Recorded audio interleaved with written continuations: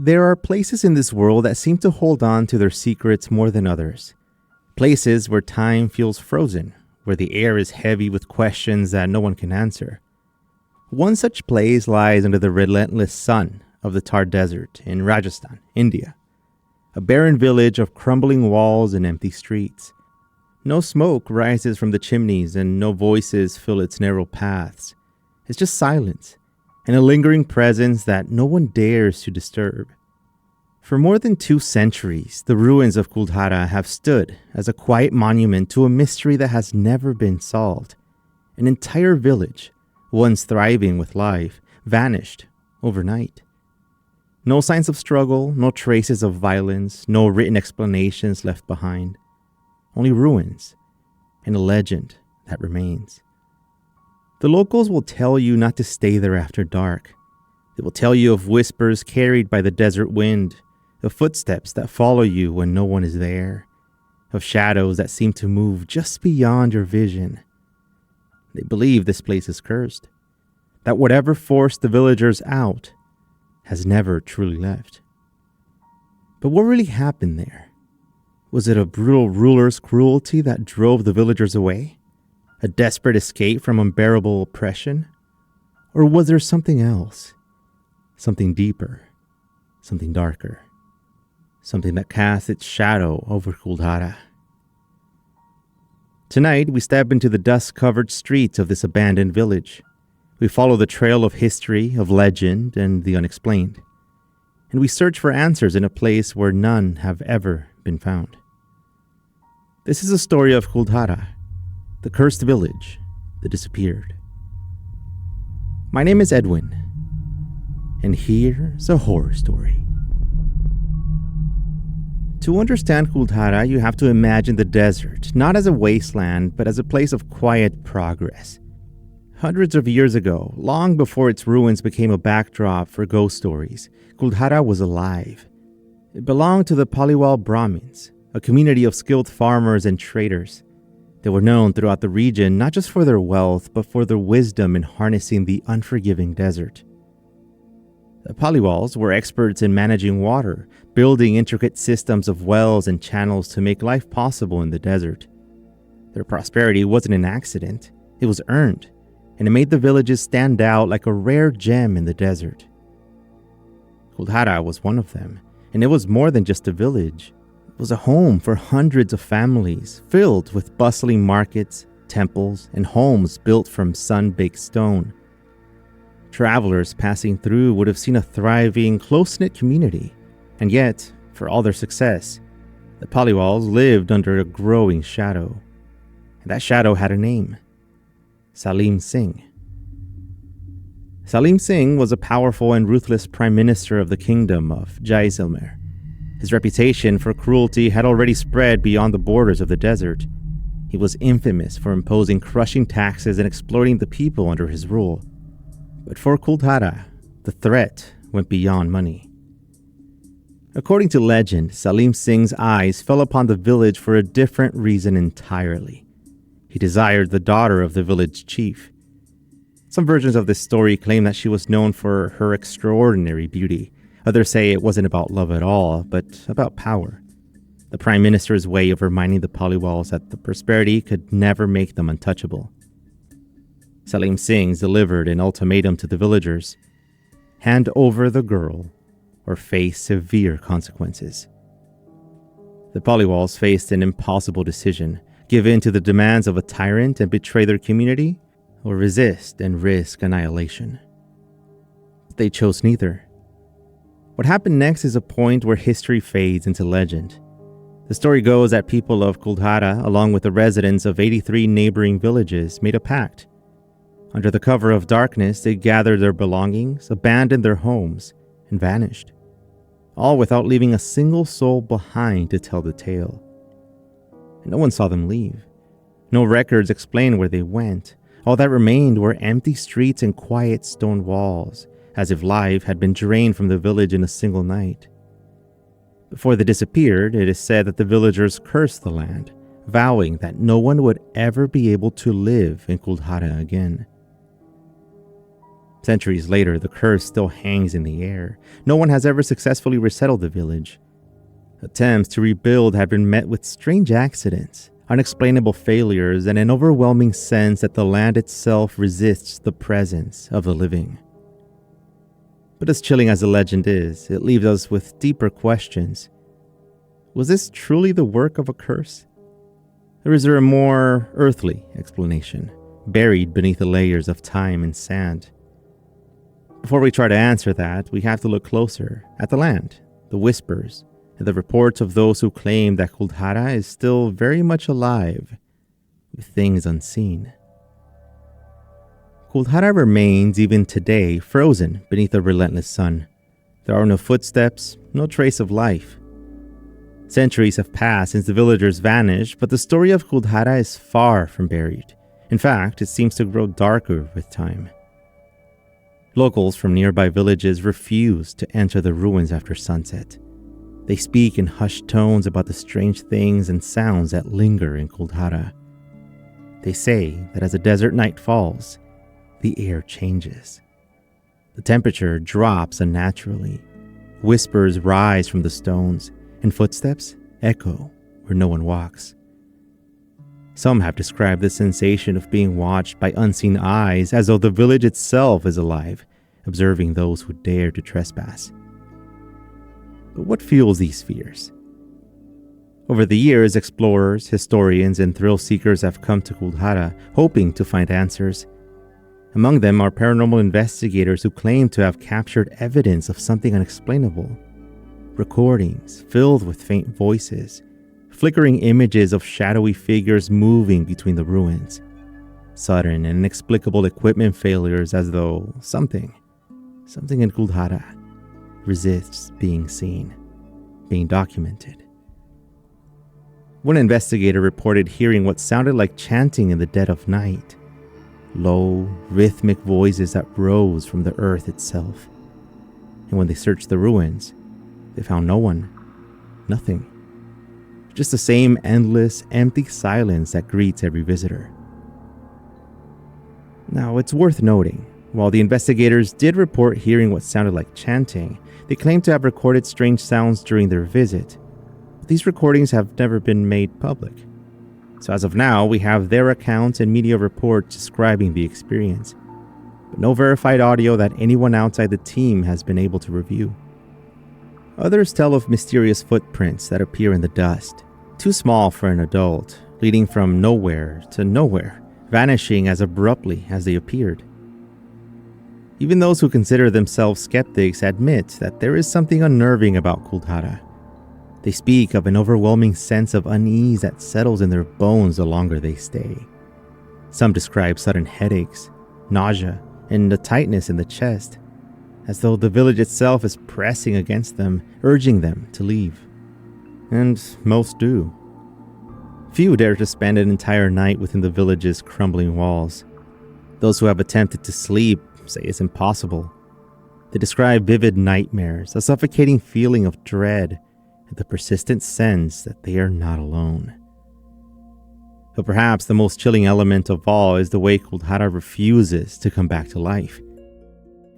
Over the years, there have been attempts to repopulate the village, projects to restore the site, to build anew atop the ruins, and yet every effort has been quietly abandoned. Some say it's due to structural instability. Others hint at financial troubles. But many whisper a different reason altogether. The curse of Kuldhara does not welcome the living. For the people of the surrounding region, the curse is not just a story passed down through generations. It's a living truth. It is woven into their daily lives, a quiet reminder of what happens when certain places are disturbed. And yet, the question remains. Is Kuldhara truly cursed? Or are the stories simply echoes of fear passed down and magnified across centuries? To find the answers, we need to look deeper still, beneath the legends and beyond the fear, into archaeological record and the whispers of history. What clues did the villagers leave behind? And why does this place, abandoned for centuries, still feel so alive with mystery? And that's where we'll go next.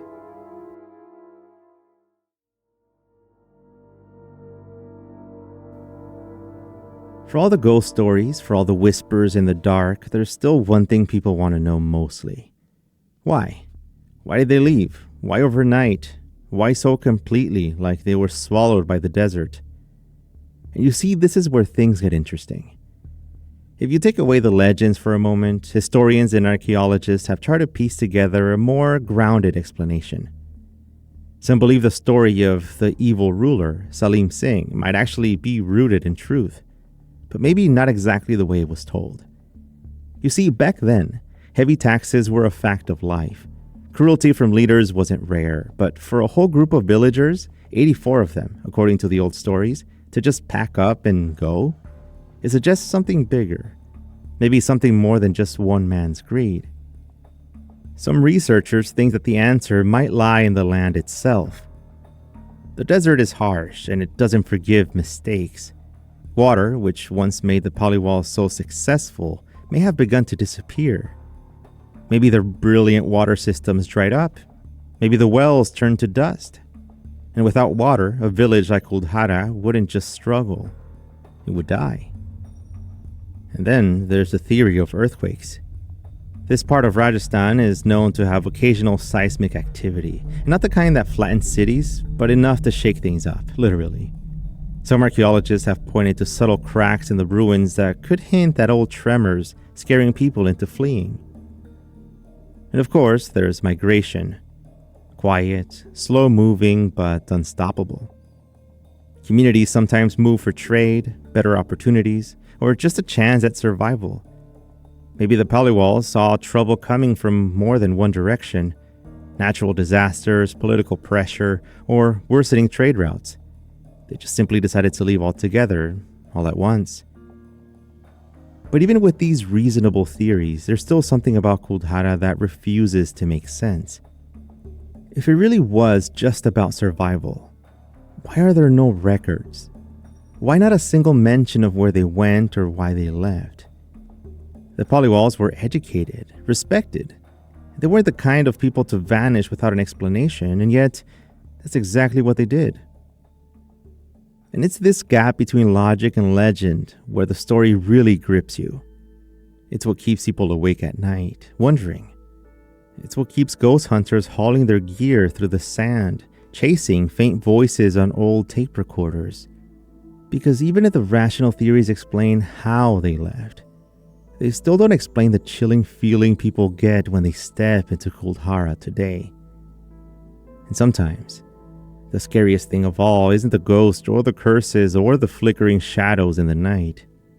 It's the empty spaces, the unanswered questions, the stories that never got to have an ending. Ask anyone who lives near Kuldhara and they'll tell you, this isn't just a story from the past, it's still alive in its own way. It's something they've grown up with, something they respect and fear. The villagers nearby will tell you flat out, you don't stay in Kuldhara after sunset. They'll say it's just not worth the risk. No matter how brave you think you are, no matter how much you convince yourself it's just old ruins, once night falls, the village changes.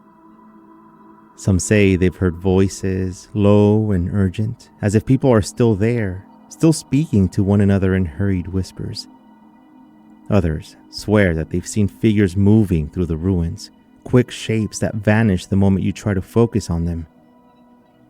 One story, passed down from the elders, tells of a traveler who thought that these tales were nothing but superstition. He chose to camp inside Kuldhara for the night, determined to prove everyone wrong. But by morning, he was gone. His belongings were still there, neatly arranged by the old temple wall, but there was no sign of him. People searched the surrounding desert, but no trace was ever found. Some say he left on his own. Others think he became a part of the village's unfinished story.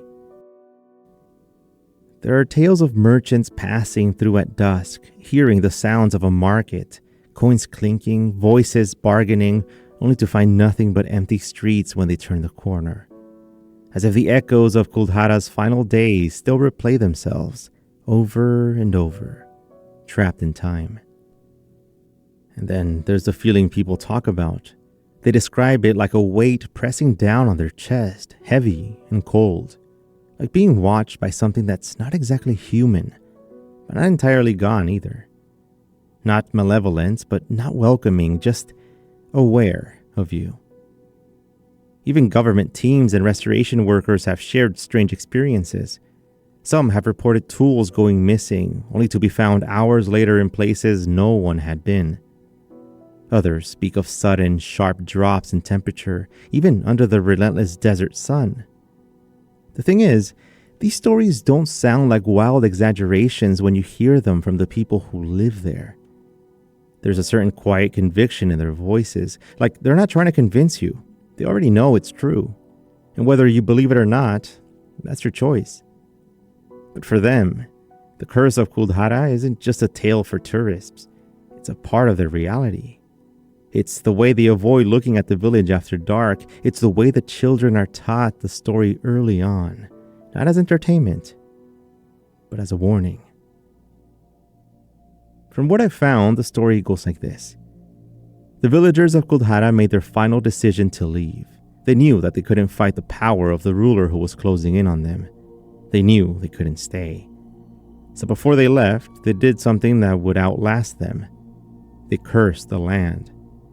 The elders of the village are said to have gathered beneath the old temple under the pale light of the desert moon and performed a final ritual. Not out of rage, but out of sorrow. A desperate act to protect their people even as they vanished into the night. The curse they placed was clear. No one would ever thrive on this land again. Anyone who tried to claim it, to build a new life over the bones of the old, would suffer misfortune, illness, accidents, unexplained disasters, and even death. According to those who live nearby, the curse has held strong. Like I said, there have been attempts over the years to settle Kuldhara again. A few brave, or perhaps foolish, groups try to build new homes inside the ruins. And every time, things went wrong. Livestock died without a cause. Crops withered even when rains came. Tools broke mysteriously or simply disappeared overnight. And worse, people got sick with no explanation from doctors or healers. One of the more chilling stories is about a group of workers who were sent to clear part of the village for restoration. According to local accounts, the crew reported hearing footsteps around their campsite late at night. At first, they thought it was just desert animals, but soon, the sounds grew closer, heavier, as if a crowd was gathering. The next morning, the men found strange marks in the sand, not animal prints, but human footsteps circling their camp. Dozens of them. They left that same day and they never came back. There's an unspoken rule about Kuldhara. You can visit during the day, but you don't linger at night, and you definitely do not disturb the land. Even tourists, at first swept up by curiosity, tend to feel it. They arrive thinking of dusty ruins and Instagram photos, but once they walk through the silent streets, past the hollow doorways and to the temple where the curse was cast, something changes. The weight of the place settles on their shoulders and many leave earlier than planned. Skeptics will say it's just the power of suggestion, that a well-told story can make your skin crawl all by itself. But locals will look at you straight in the eye and say, no, it's real. Maybe that's why Kuldhara feels so different from other abandoned places. Most ruins feel empty. Kuldhara does not. For years, Kuldhara was left alone. It stayed tucked away in the desert, its story carried only by word of mouth. But eventually, curiosity did what it always does. It pulled people back in. In the early 2000s, as interest in dark tourism and paranormal investigation grew, Kuldhara caught the attention of researchers, thrill seekers, and yes, ghost hunters. People wanted to see for themselves if the stories were true.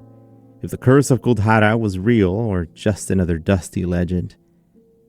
And what they found only deepened the mystery. One of the first modern investigations came from a local paranormal society based in Rajasthan. They spent several nights inside the village armed with thermal cameras, EMF detectors, and audio recorders. According to their report, they captured unexplained voices, what sounded like whispers and a low chanting, even though their team was the only one in the area. Their equipment also picked up sharp temperature drops, sudden enough to be considered abnormal for the desert, where nighttime cooling is steady, but not so extreme in specific spots. Rajasthan Paranormal Society has publicly shared summaries of their findings, which are cited in several local news features and travel articles. Then there's the Indian Paranormal Society, led by Gaurav Tiwari, who is probably one of the most famous names in India's paranormal investigation scene. His team also conducted a series of nighttime investigations at Kuldhara, and according to their reports, they recorded electromagnetic field spikes, sudden changes in temperature, and unexplained footprints appearing in the sand. Human footprints that seemed to begin and end without any trail. The Times of India covered this investigation, and it has been featured in several Indian news outlets. Tourists, too, have had strange experiences, and many of these are documented in travel blogs and reviews. People mention feeling uneasy almost immediately upon entering the village, even in broad daylight. Some describe a sharp headache, sudden nausea, and a tightness in the chest, symptoms common in reported haunting zones, although skeptics say it could be just the heat or anxiety playing tricks. Beyond anecdotal accounts, archaeological teams have also studied Kuldhara, hoping to explain its abandonment through physical evidence. Excavations have uncovered remnants of ancient wells and dried-up water systems, supporting the theory that environmental collapse may have played a role. And yet, despite these findings, there's no definitive proof of why the villagers left so suddenly, or why neighboring villages were also abandoned at the same time. But perhaps the most intriguing part of this, despite all the attention, despite all the investigations, no one has been able to disprove the claims of strange activity in Kuldhara. Nothing has been confirmed as concrete proof of the paranormal, but nothing has been fully explained either. It's like the village itself is keeping its secrets just out of reach. Skeptics argue it's the power of suggestion, that people come to Kuldhara expecting to feel something strange, and so they do. But even they'll admit, Kuldhara feels different. Not every abandoned village draws this kind of energy, and not every ruin holds on to its legend this tightly. There's something about this place, something that refuses to die. Maybe it's the curse. Maybe it's the collective weight of centuries of fear. Or maybe, just maybe, it's something we don't fully understand yet. Whatever it is, it keeps people coming back, hoping, perhaps, to catch a glimpse of the past, or a shadow of the villagers who vanished into the night and who, if the stories are true, might still be there, just out of sight. So here we are, at the edge of Kuldhara. We've heard the stories of the villagers who vanished, of the curse left behind, of the footsteps in the sand that appear long after everyone has gone home. We've heard the researchers, the skeptics, the paranormal investigators with their meters and microphones trying to catch a whisper of the truth. And yet, Kuldhara remains unsolved. Maybe that's what keeps it alive, more than any other curse ever could. What's striking is how the village doesn't beg for attention. It doesn't scream its story from the rooftops. Instead, it waits, patient, silent, confident that eventually you'll come looking for answers, and when you do, it won't give them to you easily. And maybe that's the real power of places like this. It isn't about ghosts leaping from the shadows or curses striking you down on the spot. It's the feeling that follows you long after you've left. The way your mind circles back to the hollow doorways, the footprints that shouldn't be there, the weight of unanswered questions pressing on your chest. Because Kuldhara isn't just a village frozen in time. It's a mirror for our own obsession with the unknown. We want to explain it. We want to put it into neat boxes: history, superstition, natural disaster. But Kuldhara slips through all of them. No matter how many facts you gather or how rational you try to be, there's always that quiet voice at the back of your mind asking, what if the stories are true? What if the villagers of Kuldhara are still out there, somewhere in the desert winds? What if, in some way we don't understand, the curse still watches over empty streets? What if we'll never really know? And maybe that's exactly how it was meant to be. Because sometimes, the places that haunt us the most are the ones that never finish telling their story. This episode of Horror Story was produced by me, Edwin Covarrubias. Thanks for your suggestion for this story. Remember, you can support our show by dropping some stars. And if you want to try out Scary Plus, you'll get ad-free episodes in this very app you're using. Let me know if you have any questions about it. Links will be in the description of this episode. Anyway, thank you very much for listening. If you're following the show, I will tell you another story next week. Keep it scary, everyone. See you soon.